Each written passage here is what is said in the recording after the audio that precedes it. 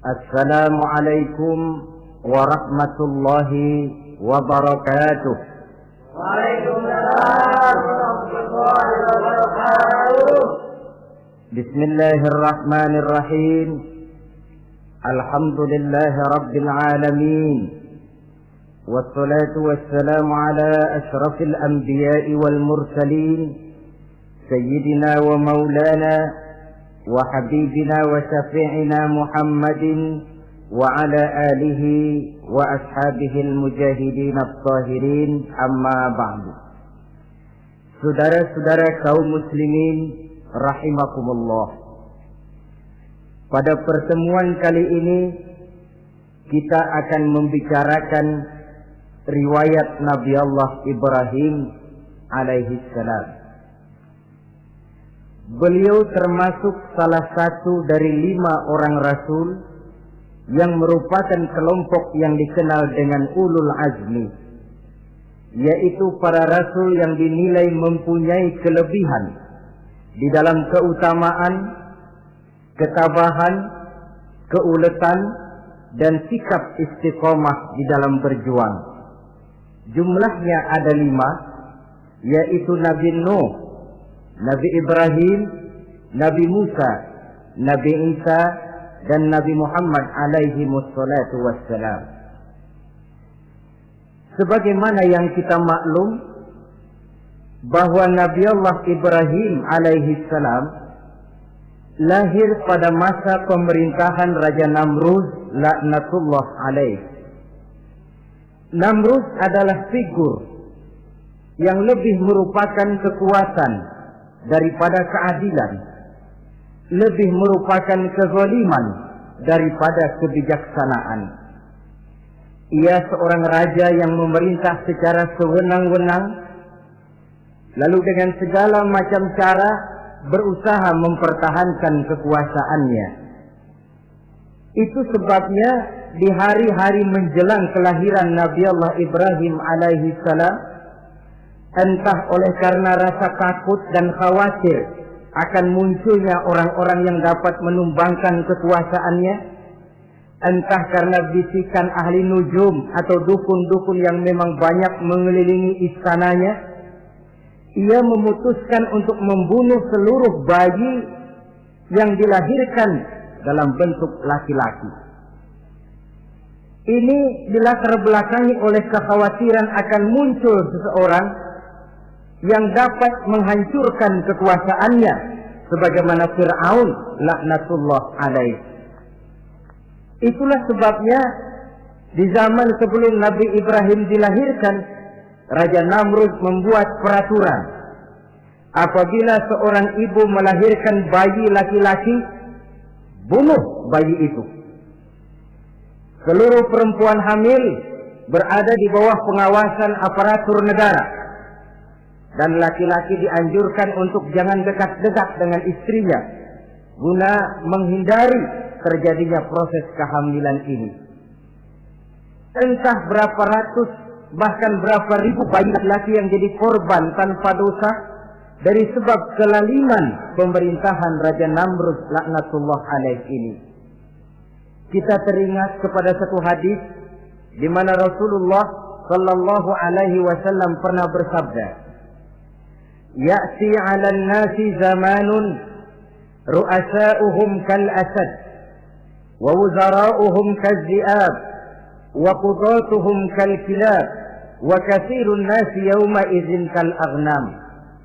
Pada satu saat, kata Nabi, akan datang di tengah masyarakat manusia di mana pada masa itu muncul pemimpin-pemimpin yang bertingkah laku seperti singa.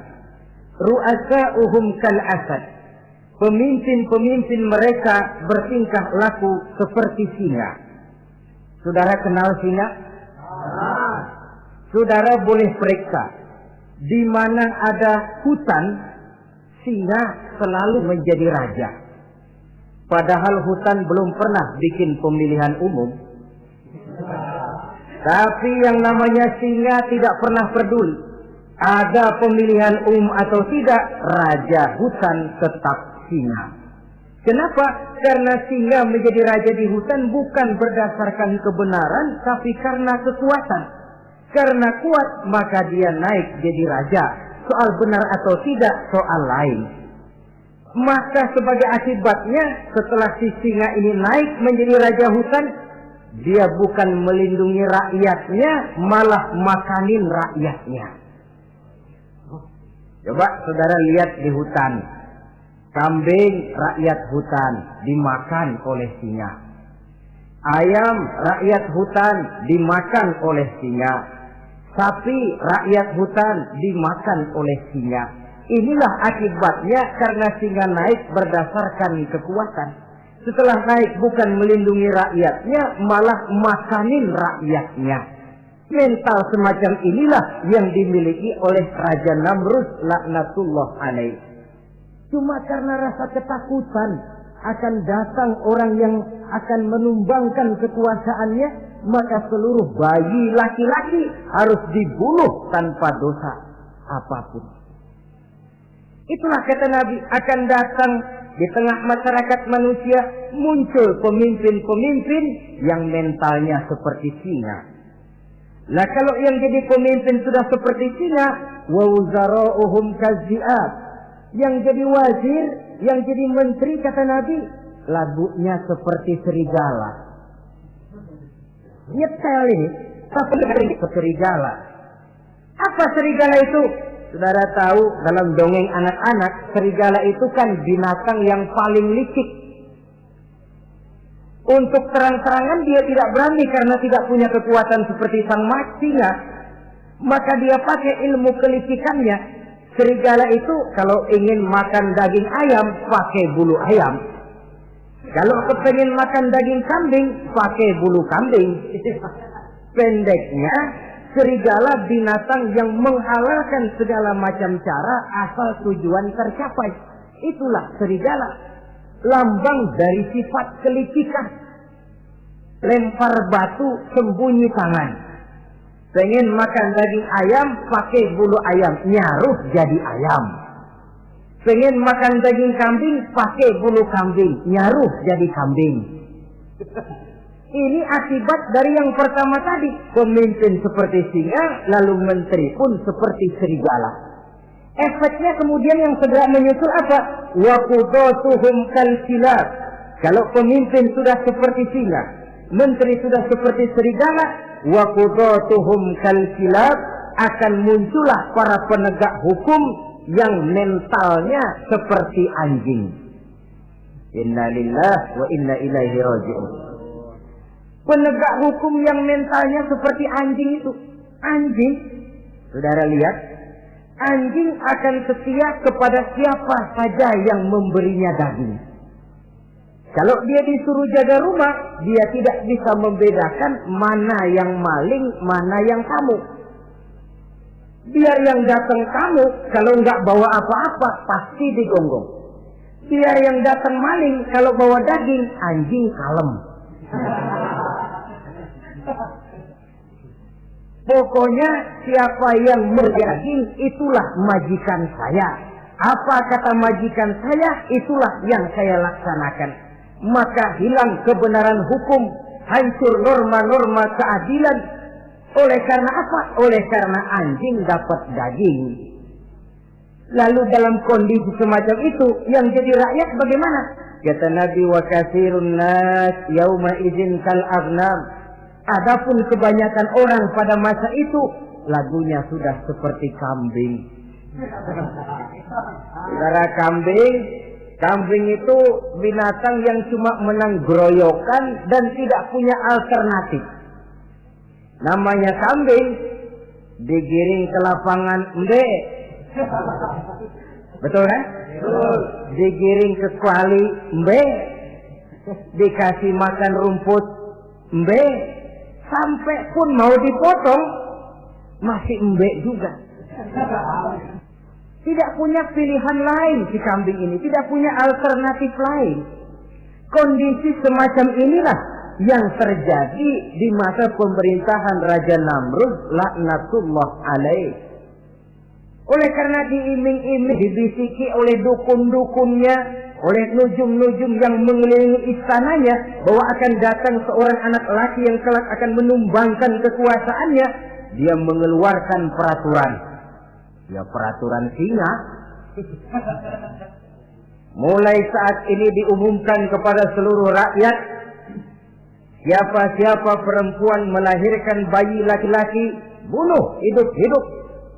Seluruh orang bunting di bawah pengawasan Hansip negara. Dan mulai malam ini supaya semua kaum bapak jarang-jarang tidur sama istrinya. Namanya peraturan Namrud. Tapi apa yang memang Allah kehendaki untuk terjadi pasti terjadi. Yaitu kelahiran Nabi Allah Ibrahim alaihi salam. Pada saat beliau terlahir ke alam ini oleh ayahnya yang bernama Azar, disembunyikan di dalam sebuah gua. Di sini bertemu antara nurani seorang bapak dan ketaatan kepada raja. Dia ingin taat kepada raja, dia mesti membunuh anaknya. Tapi sebagai bapak dia sayang kepada anaknya, dia harus selamatkan. Dicarinya jalan tengah, maka Ibrahim disembunyikan di dalam sebuah gua dengan satu perhitungan tentunya. Lu mati ya nggak apa-apa, lu hidup ya syukur. Sebab ini pertimbangan dia akan bikin susah dia di masa yang akan datang. Coba anak dalam kondisi apa adanya ditaruh di dalam gua, menurut perhitungan logika mati ini. Namun apa yang terjadi? Nabi Allah Ibrahim yang sejak masa bayi diletakkan dalam gua dipelihara oleh Allah. Nah, kalau Allah yang sudah memelihara, orang mana yang sanggup mendatangkan bencana dan mudarat? Untuk melangsungkan kehidupannya, Nabi Ibrahim itu mengisap ibu jarinya. Dan konon menurut riwayat dari ibu jarinya itu keluarlah madu. Sehingga walaupun tidak didampingi oleh ayah dan ibunya, tinggal di dalam gua seorang diri, pertumbuhannya sebagai seorang bayi menjadi seorang anak, tumbuh dengan pesat sebagai lazimnya anak-anak yang lain. Dalam ilmu tauhid ini yang dinamakan irhas. Tanda-tanda yang diberikan kepada seseorang yang akan dipilih menjadi rasul pada saat dia masih anak-anak. Ini yang dinamakan irhas. Adapun kalau dia sudah diangkat menjadi rasul, maka tanda-tanda itu dinamakan mukjizat. Kalau jatuh kepada wali, maka tanda itu dinamakan karomah, atau yang dalam bahasa kita disebut dengan keramat. Jadi kan kita ini dalam kehidupan anak-anak kita kadang-kadang bisa melihat bakat yang dimilikinya pada saat dia masih kecil. Tanda-tanda itu ada. Nah, dalam kehidupan para rasul, masa kecil mereka yang melakukan itu dinamakanlah irham. Begitulah Nabi Ibrahim tumbuh dari bayi menjadi anak-anak di dalam gua. Dan ayah ibunya kadangkala menengok dia. Pada saat dia sudah mulai pandai berbicara, dia sudah mulai berpikir. Dan pola berpikir yang pertama, satu hari dia tanya bapaknya, "Papi," kalau bahasa sekarang, "ini yang bikin alam ini sebenarnya siapa? Yang bikin saya siapa? Yang menyebabkan saya ada siapa?" "Ya kami, ibu bapakmu," kata ayahnya. "Oh begitu." "Lalu yang bikin ibu bapak siapa?" "Ya nenekmu. Gara-gara dia saya ada, gara-gara saya kamu ada." "Lalu yang bikin kakek dan nenek siapa?" "Ya buyutmu." "Lalu yang bikin buyut siapa?" "Ya bapaknya buyut." "Yang bikin bapaknya buyut?" "Ya kakeknya buyut." Kalau gitu nggak pernah selesai dong. Tentu akan ada pencipta pertama. Siapa pencipta pertama itu? Bapaknya buntu. "Lu jangan usil dah." Teman-teman lu juga nggak pernah nanyain urusan kayak begini. Saya nggak puas, Pak. Begini sekarang, saya mau tanya. Ini kaum kita nyembah apa? Nyembah berhala. Nah, yang bikin berhala itu siapa? Saya, bapakmu, Hazar. Kaum kita menyembah berhala. Ini bapak. Kenapa nggak nyembah bapak aja kok tanggung-tanggung? Jawaban ayahnya tidak membuat ia jadi puas. Terus merenung siapa gerangan pencipta pertama, siapa gerangan yang patut disembah dengan sebenarnya, siapa gerangan pencipta alam semesta ini. Bila malam datang, dia melihat bintang gemintang bertabur menghias cakrawala. Dia berkata, ini yang patut dianggap Tuhan, tinggi, terang, benderang. Tapi manakala besok pagi bintang tenggelam, dia pun bilang, la uhibbul afilin. Saya tidak suka kepada yang tenggelam. Masa Tuhan tenggelam? Ketika malam datang, bulan pun terbit. Nah, ini barangkali yang Tuhan. Ini lebih besar dari yang semalam. Tapi bila bulan pun terbenam, lagi-lagi dia bilang Tuhan tidak mungkin terbenam. Lalu bila matahari terbit, nah ini enggak salah lagi. Ini lebih gede dari yang dua-dua kemarin. Ini pasti Tuhan. Dan manakala matahari terbenam, dia pun berkata, Tuhan tidak akan pernah terbenam. Perjalanannya mencari Tuhan ini bisa saudara baca dalam surah Al-An'am ayat 76 sampai dengan ayat 79.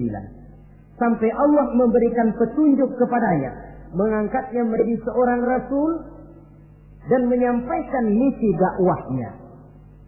Saudara-saudara kaum muslimin rahimakumullah.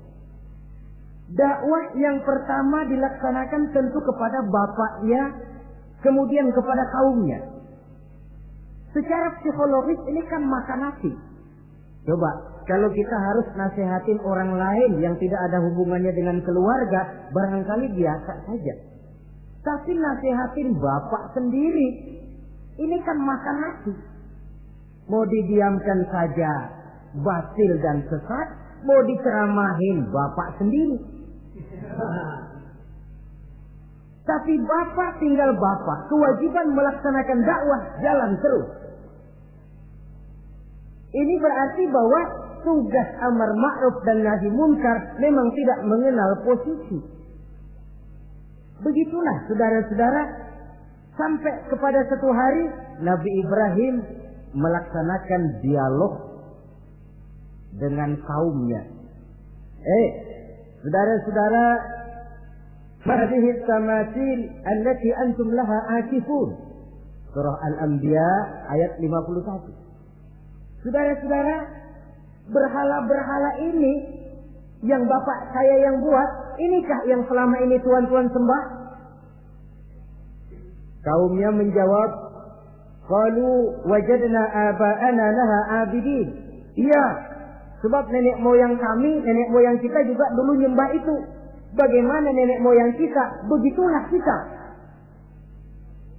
Jawab Nabi Ibrahim, laqad kuntum wa aba'ukum fi dhalalin mubin. Sebenarnya kamu dan nenek moyangmu sama, borongan satu gerbong sesat. Kok kamu ngikutin nenek moyang kamu? Mereka enggak berpikir, kamu enggak ikut berpikir. Mereka sesat, kamu ikut sesat. Kamu sudah hidup di satu zaman yang maju sekarang ini. Kenapa mau kembali ke zaman nenek moyang dulu? Menyembah berhala yang nyata-nyata tidak sanggup mendengar, tidak sanggup melihat, tidak sanggup memberikan manfaat mudarat. Pokoknya kalau kamu tidak tinggalkan berhala-berhala ini, suatu saat pasti akan saya sikat dan saya hancurkan.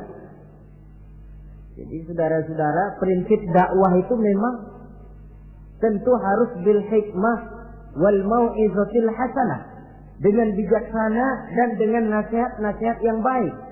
Tapi kalau sudah mencegah suatu kemunkaran, kata Nabi, man ra'a minkum munkaran falyughayyirhu biyadihi.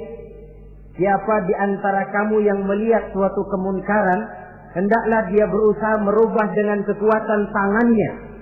Kalau dengan tangannya dia tidak sanggup, fabilisani, hendaklah dengan lidahnya. Kalau itu pun dia tidak mampu, fabiqalbi, hendaklah dalam hatinya. Dan mencegah suatu kemungkaran dengan hati, itulah nilai iman yang terendah adanya. Nabi Ibrahim melihat bahwa watak menyembah berhala ini sudah berurat dan berakar.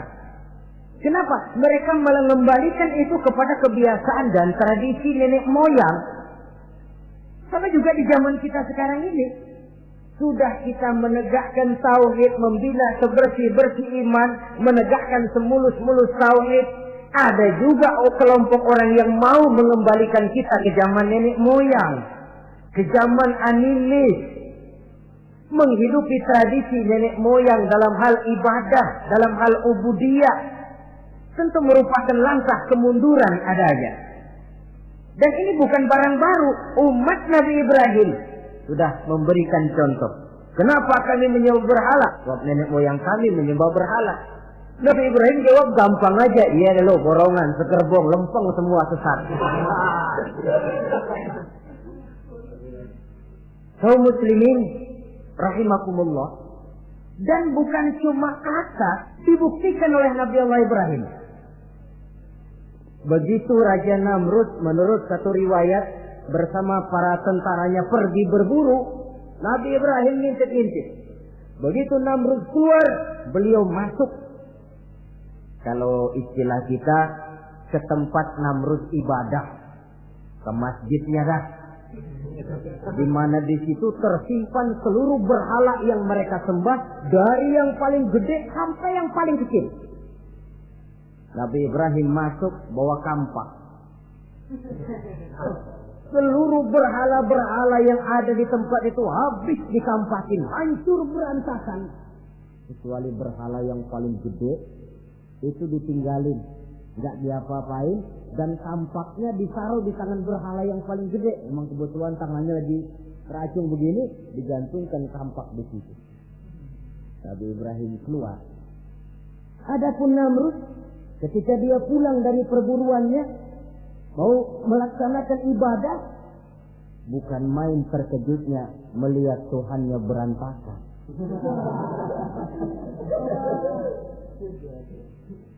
Waduh, ini celaka kerjaan siapa ini? Dikumpulkan para intel negara, staf-staf khusus. Ini ada supersip masuk kemarin, mengganggu stabilitas peribadatan kita. Ini mesti dicari siapa biang keroknya ini. Cari sampai ketemu siapa yang menghancurkan Tuhan-Tuhan kita ini. Intel pun disebar. Ada yang ke kota, ada yang ke desa, ada yang pokoknya ke seluruh penjuru. Sampai ada yang desas-desuskan. Tuan Raja, gimana? Saya dengar selentingan berita. Berita apa? Pada waktu Tuan Raja pergi berburu, seorang anak muda bernama Ibrahim masuk ke tempat ibadah kita. Barangkali dia yang menghancurkan patung-patung kita. Kalau begitu cari, tangkap Ibrahim, tangkap. Panggil kepala intel. Dipanggil. Kamu cari orang namanya Ibrahim, tangkap. Kok ditangkap? Tangkap. Sebab menurut berita dia yang menghancurkan berhala-berhala kita. Ya tapi kan belum ada buktinya, Pak. Soal bukti gampang, belakangan. Yang penting tangkap aja dulu.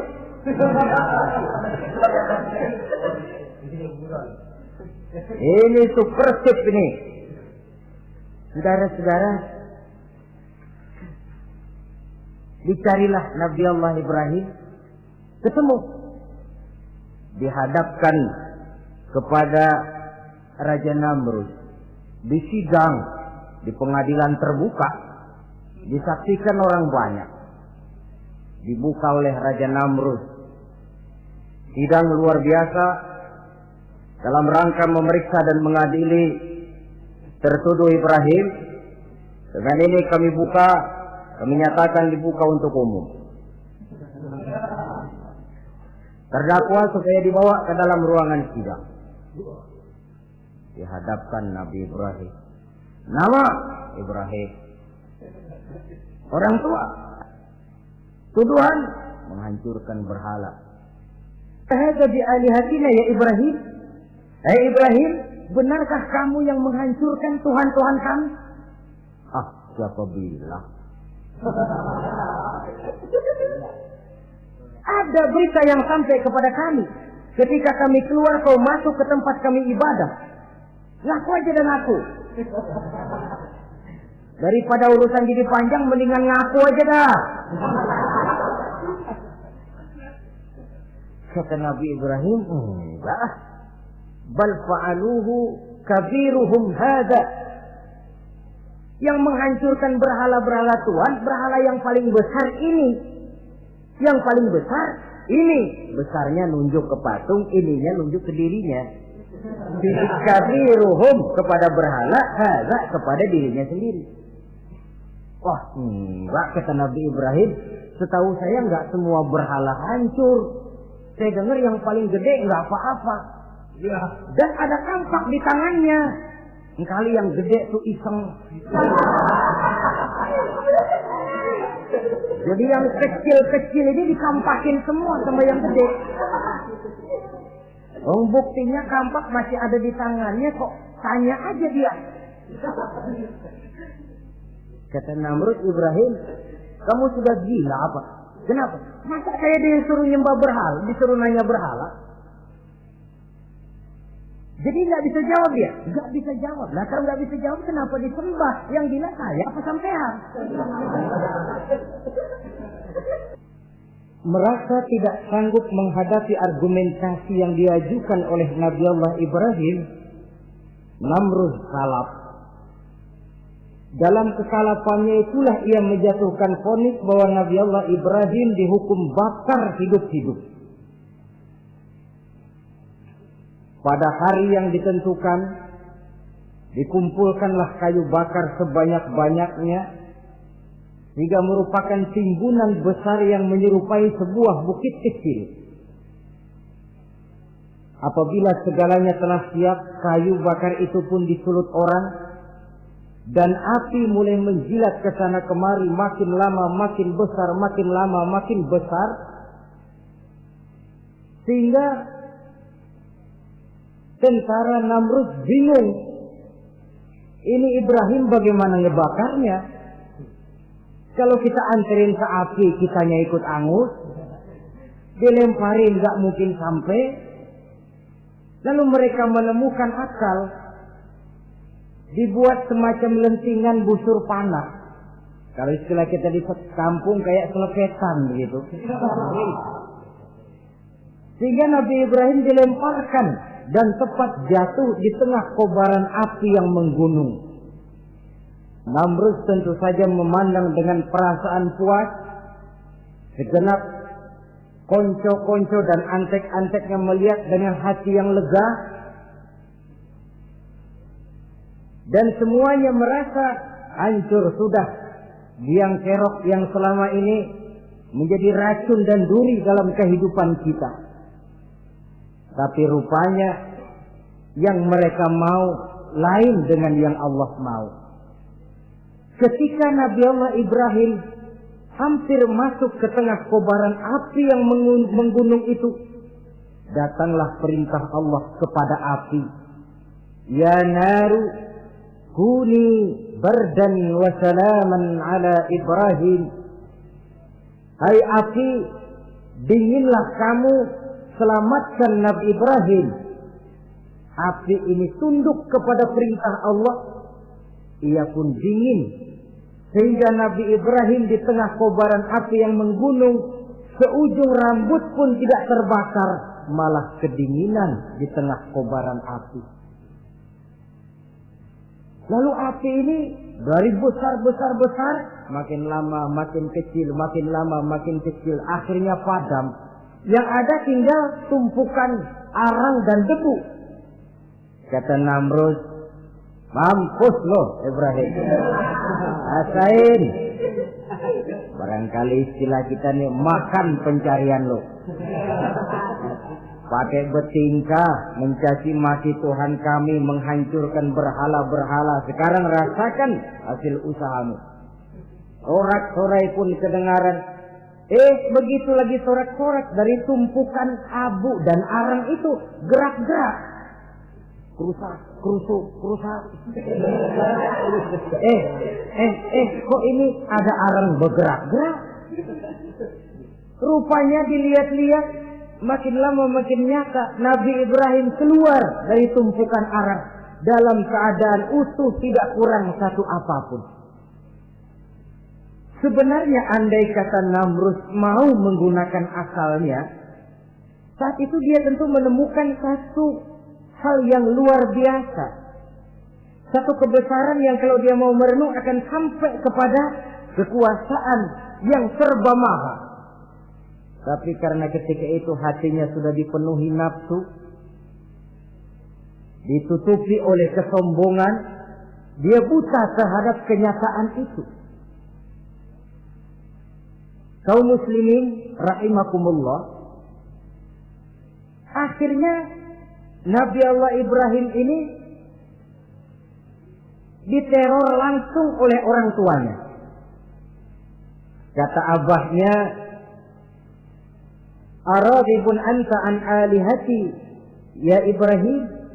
Ibrahim, kau benar-benar tidak senang kepada Tuhan-Tuhan kami, berhala-berhala ini? La illam tantahi la arjumannaka wahjurni maliya." Kalau engkau tidak berhenti, hai Ibrahim, tidak berhenti memperkenalkan Tuhan seru sekalian alam, tidak berhenti mencela dan mencaci bahkan menghancurkan berhala-berhala kami, la arjumannaka, akan kami rajam kamu. Iya, kalau raja yang ngancam begini, orang tua beliau sendiri ngancam begini. Itulah tantangan dakwah, saudara-saudara. Kita melaksanakan dakwah ini tempo-tempo berhadapan dengan penguasa yang mentalnya macam Namrud. Tempo-tempo berhadapan dengan orang kaya yang pelitnya macam Qarun. Tempo-tempo berhadapan dengan orang tua yang mentalnya macam Azar. Orang tua yang kaku, yang tidak mau terbuka terhadap kenyataan. Istilah di kampung kita, orang tua yang laceng. Tahu laceng? Udah salah kenceng. Sulit benar menerima pembaruan yang membawa umat kepada masalah-masalah yang memang nyata lebih baiknya. Itulah tantangan di dalam melaksanakan tugas dakwah, dan ini dihadapi oleh Nabi Allah Ibrahim. Ayahnya terakhir memberikan tekanan, kalau kau tetap melaksanakan misimu, tidak engkau mau berhenti dari tugas dakwah ini, awas Ibrahim, la arjumannaka, akan aku rajam, akan kami lontari kau dengan batu, wahjurni maliya, pergi kamu dari sini. Ya Allah, diputuskan hubungan. Kalau memang engkau berkeras dengan tugas dakwahmu, persilakan Ibrahim, keluar, pergi saja dari sini. Diusir oleh orang tuanya sendiri. Inilah hidayah, saudara-saudara. Oleh sebab itu, tugas utama kita kaum muslimin sebenarnya bukan mengislamkan orang, tapi menyampaikan Islam. Tugas kita ialah menyampaikan Islam, bukan mengislamkan orang. Sebab orang mau Islam atau tidak, itu urusan hidayah dari Allah. Jangankan kitab, Nabi Ibrahim tidak sanggup mentauhidkan ayahnya Azar. Nabi Nuh tidak bisa mengislamkan putranya Kan'an. Bahkan Nabi kita Muhammad sallallahu alaihi wasallam pun tidak bisa memberikan hidayah kepada Abu Jahal dan Abu Lahab. Paman Nabi, orang tua Nabi, anak Nabi, istri Nabi sekalipun, hidayah tidak diberikan kepada mereka. Mereka tidak terpanggil mengikuti kebenaran. Kalau sudah kenyataan ini yang kita temui, kembalilah kepada konsep Quran. Allahumma inni qad ballaghtu, wahai Allah, seruanmu sudah saya sampaikan, dakwahmu sudah saya canangkan. Ajakan kepada tauhid sudah saya sampaikan. Allahumma inni qad ballaghtu. Sudah saya sampaikan ya Allah. Perkara mereka tidak mau ikut, itu karena semata-mata hidayah berada di tangan-Mu ya Allah. Kalau kemarin landasan dakwah kita, insya Allah tugas dakwah kita berkelangsungan. Kalau tidak, makan hati. Kita pikirin, ya orang gua ajak benar-benar enggak mau. Ya, dipikirin. Saya ajak ngaji, malah dikasih maki. Saya ajak yang baik, malah saya dicemoohkan. Kok begini dakwah? Akhirnya dipikirin, sakit, jantungan. Sudah orang enggak kena kita ajak beriman, kita sendiri makan ke dalam. Itulah Quran meletakkan konsepsi dasar, sampaikan dakwah dengan baik, bil hikmah wal mau'izatil hasanah wajadilhum billati hiya ahsan. Kalau ternyata metode sudah baik tapi orang tidak juga mau beriman, tanamkan dalam hati, Allahumma inni qad ballaghtu. Ya Allah, tugas saya cuma sekedar menyampaikan. Perkara mereka tidak mau, saya sudah menyampaikan ya Allah, terserah hidayah-Mu. Kelapangan jiwa akan kita temui di sana. Entah berhadapan dengan penguasa yang punya mental kayak Namrud, bertingkah laku sewenang-wenang, aji mumpung, mentang-mentang kuasa lalu saenake dhewe, menghitamkan yang putih, memutihkan yang hitam menurut seleranya saja. Entah berhadapan dengan orang kaya yang punya mental seperti Qarun, makin kaya tapi makin bakhil. Atau berhadapan dengan orang-orang tua yang punya tingkah laku seperti Azar. Diperlukan sikap lapang dada untuk menyampaikan risalah Islam ini. Terhadap reaksi keras dari abahnya ini apa? Kata Nabi Ibrahim. Surah Maryam ayat 47 menjelaskan, Salamun alaika sa'astaghfiru laka rabbi innahu kana bi Hafiyya wa a'tazilukum wa ma ta'buduna min dunillah. Kalau memang begitu Abah, salamun alaika. Oke Abah, selamat jalan. Marilah kita tempuh jalan kita masing-masing. Saya memang anak Bapak, tapi tauhid adalah prinsip. Allah Tuhan saya.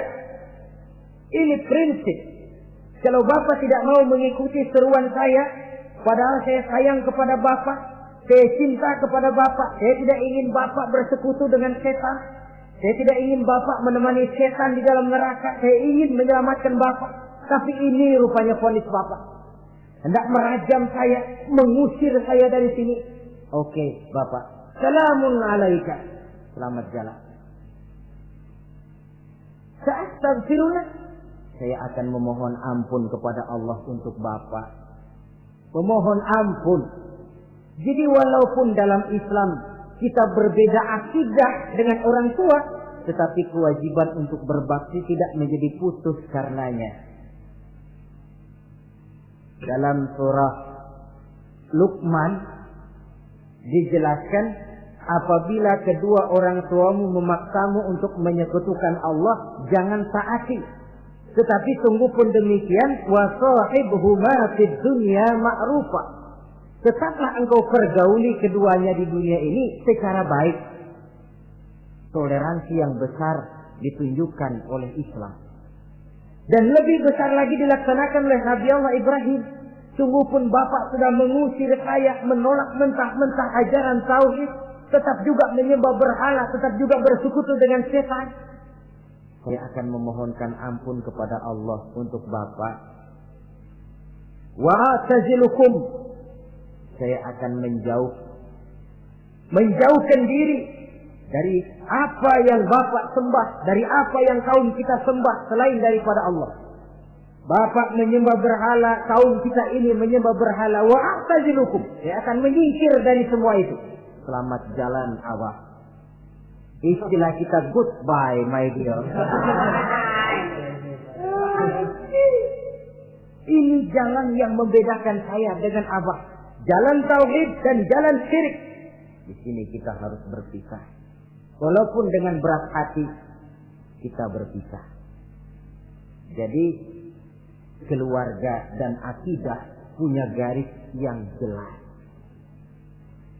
Umumnya, ya walaupun baik tapi memang harus ditingkatkan. Umumnya kita ini kan mayoritas merasa sebagai muslim karena keturunan. Kenapa kamu Islam?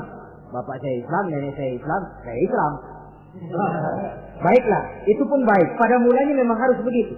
Tapi lambat laun kita tentu harus merasakan bahwa keberadaan kita dalam Islam tidak cukup cuma karena faktor keturunan.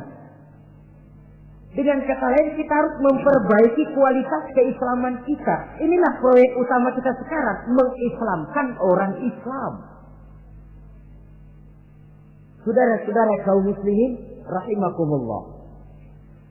Maka Nabi Ibrahim pun meninggalkan orang tuanya, meninggalkan kaumnya, uzlah, hijrah ke tempat Baitul Maqdis, daerah di Palestina sekarang ini. Sejarah kehidupan Rasul umumnya memiliki kemiripan. Rata-rata ditentang oleh kaumnya sendiri dan sebagian besar lalu hijrah. Itu barangkali memang resiko dari satu perjuangan. Nah, begitu tantangan yang dihadapinya dalam melaksanakan dakwah. Lalu cobaan-cobaan yang diberikan Allah kepada Nabi Ibrahim pun luar biasa. Pantas kalau beliau itu masuk ulul azmi dan mendapat titel Khalilullah. Nabi Ibrahim titelnya Khalilullah, orang yang mencintai dan dicintai Allah. Khalilullah. Ini terbukti dari cobaan-cobaan yang dihadapinya. Pertama, dari perkawinannya dengan Siti Hajar, dengan Siti Sarah maksud saya, beliau tidak dikaruniai seorang anak pun. Umur sudah lanjut. Padahal anak kita tahu pelanjut sejarah, penyambung cerita, si buah hati belahan jantung. Sampai pada satu hari Hajar musyawarah. Kalau bahasa kita, Bang, bagaimana Hajar? Lama juga kita sudah berumah tangga kan, Bang? Lalu, dan kita sejauh ini belum dikaruniai seorang anakku. Ya sabarlah. Pada waktunya tentu akan ada juga. Tapi kapan lagi, Bang? Usia kita sudah cukup lanjut. Maksud kamu bagaimana, Hajar? Begini sajalah, Bang. Bagaimana kalau abang kawin saja lagi? Ya Allah, punya istri macam begini. Menyuruh lakinya kawin lagi. Tapi dasar Nabi Allah Ibrahim. Enggak mau saya kan cinta sama Hajar. Iya, soal cinta saya tahu. Dan saya tidak meragukan cinta abang kepada saya. Cuma masalahnya saya nggak bisa memberikan keturunan, Bang. Bukan nggak bisa, belum. Sudahlah, kawin saja lagi, Bang. Nggak mau, nggak mau. Istrinya nyuruh kawin, lakinya ogah-ogahan. Sekarang kan enggak, istrinya larang kawin, suaminya malah ngirintil.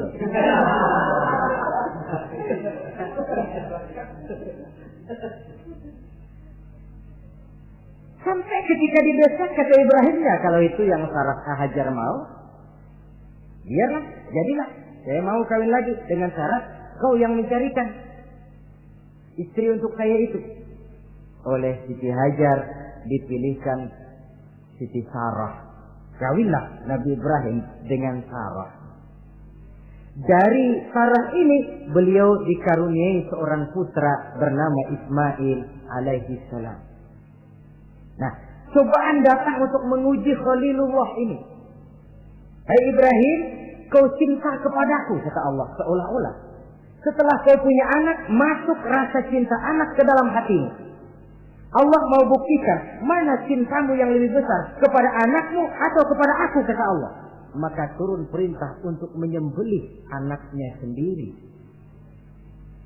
Satu riwayat menceritakan bahwa latar belakang perintah menyembelih anak ini sebenarnya gara-gara Nabi Ibrahim juga ketelepasan ngomong. Beliau pernah menyembelih 300 ekor unta dan 1000 ekor kambing. Dagingnya dibagikan kepada fakir miskin, dilaksanakan penyembelihan itu untuk mendekatkan diri kepada Allah. Dekat. Tidak cuma manusia, malaikat kagum, dipuji Nabi Ibrahim. Bukan main Ibrahim, kaya berani. Ya kalau miskin berani nekat kali. Ini kaya berani. Menyembelih 300 unta, 1000 kambing, dagingnya disedekahkan kepada fakir miskin. Luar biasa Ibrahim. Ketika dipuji orang banyak itulah beliau timbul sifat manusianya. Apa kata beliau? Saya mah jangankan kambing sama unta, anak juga kalau saya punya disuruh potong, saya potong untuk mendekatkan diri kepada Allah. Kenapa ketelepasan ngomong begitu?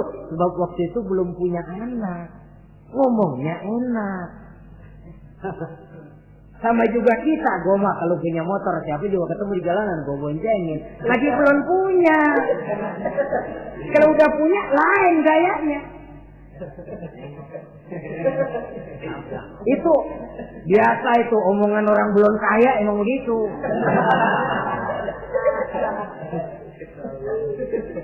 Saudara-saudara, sehingga omongan yang beliau sudah lupa bertahun-tahun bahkan puluhan tahun ini. Begitulah ketika sudah punya anak Ismail, falamma balagha ma'ahu sa'ya, ketika Ismail sedang lucu-lucunya dalam tidurnya mimpi turun perintah, ya Ibrahim uffi binuzrika. Hai Ibrahim, bayar nazarmu.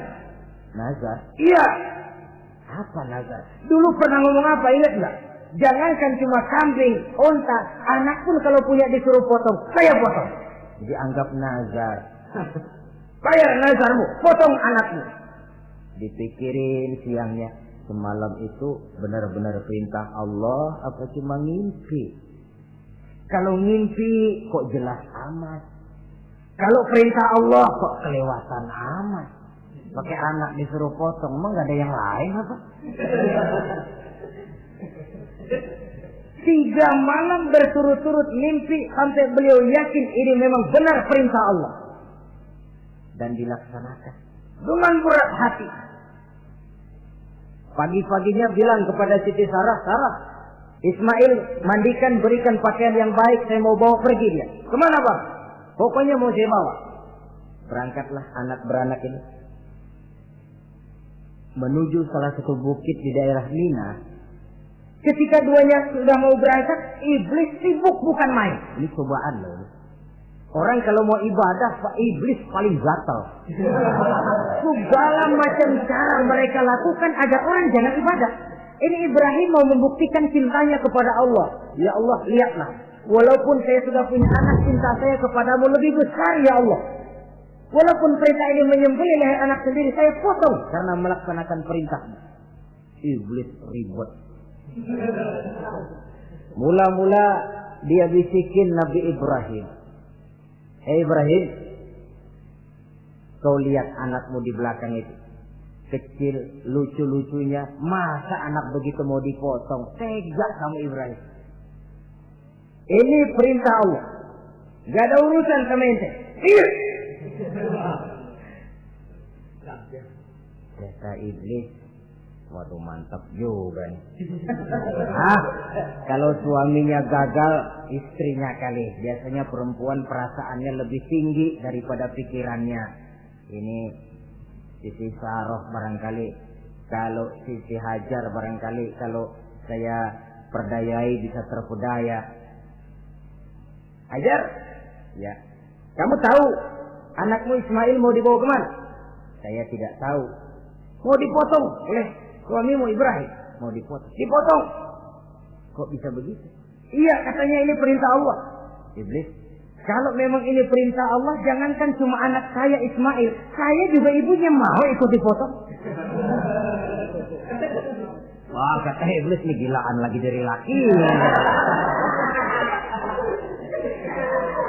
Saya kira karena perempuan bisa barangkali dilemahkan semangatnya. Ya saya tidak. Ismail nih masih kecil kali ini, gampang dikelecehin. Ismail, Kau mau dipotong oleh ayahmu, dipotong. Kok bisa begitu? Katanya perintah Allah. Kalau memang ini perintah Allah, saya siap. Iblis mau ngomong lagi, Nabi Ismail ngambil batu disambitin iblis. Izhab ya la'in, pergi, laknat, terkutuk kamu. Nyambitinnya itu sampai sekarang jadi ikutan dalam salah satu pelaksanaan ibadah haji yang disebut zumrah, melontar. Itu simbol permusuhan abadi antara manusia dengan iblis. Jadi kalau ada orang mau berbuat baik, iblis itu datang dari 3 penjuru. Dari bapak, dari anak, dari istri. Kadang-kadang bapaknya nggak kena, istrinya dibujukin. Laki lu no sok loyar menyumbang masjid. Jangan kasih duit, simpan aja baik-baik. Istri nggak kena, anak. Segala macam cara iblis berusaha. Baru sampai di bukit yang dituju, Nabi Ibrahim buka kartu. Ismail, Abah diperintah Allah menyembelih lehermu. Bagaimana? Kerjakan apa jangan? Kalau memang itu perintah Allah, kerjakan apa? Insya Allah Abah akan menemukan saya termasuk orang sabar. Ini jawaban anak soleh. Coba kalau jawaban anak pintar nggak soleh, bukan begitu. Ismail, saya disuruh motong lehermu. Bagaimana? Kenapa saya Pak? Bapak aja yang tuaan potong.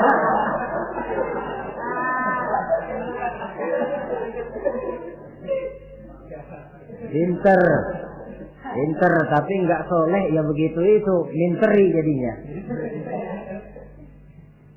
Saudara-saudara, sampai Nabi Ismail diganti oleh Allah dengan seekor kambing kibas. Cobaan terhadap kecintaannya kepada Allah. Kau cinta aku, itu benar. Tapi setelah kau punya anak, rasa cinta anak masuk ke dalam hatimu. Mana lebih besar, cintamu kepada anakmu atau cintamu kepada aku, kata Allah. Terbukti cintanya kepada Allah lebih besar daripada cintanya kepada anaknya. Bukankah nilai cinta itu baru terasa nyata kalau sudah lewat cobaan, lewat pembuktian? Sehingga dengan demikian kata orang, biasanya cinta itu menuntut pengorbanan. Berani bercinta, berani berkorban.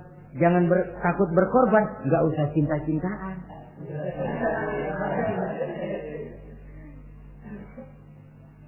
Saudara-saudara, sebab kalau orang sudah berbuat untuk sesuatu yang dicintainya, sangat boleh jadi si lemah akan jadi kuat, yang jauh jadi terasa dekat, yang takut jadi berani. Kalau orang sudah melakukan sesuatu untuk yang dicintainya.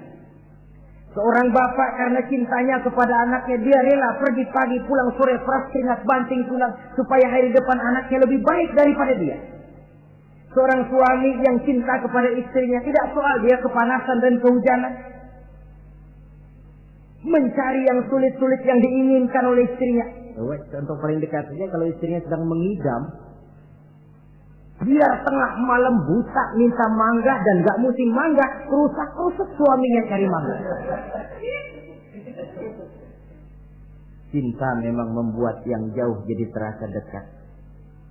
Lalu cobaan lain ketika turun perintah melaksanakan khitan. Umur beliau menurut riwayat Abi Daud sudah umur 80 tahun. Di zaman belum ada pisau cukur, silet, gunting, kulit sudah alot. Tapi ini perintah Allah, laksanakan. Resiko belakangan. Nabi Ibrahim pandai memilah mana kepentingan pribadi, mana perintah Allah.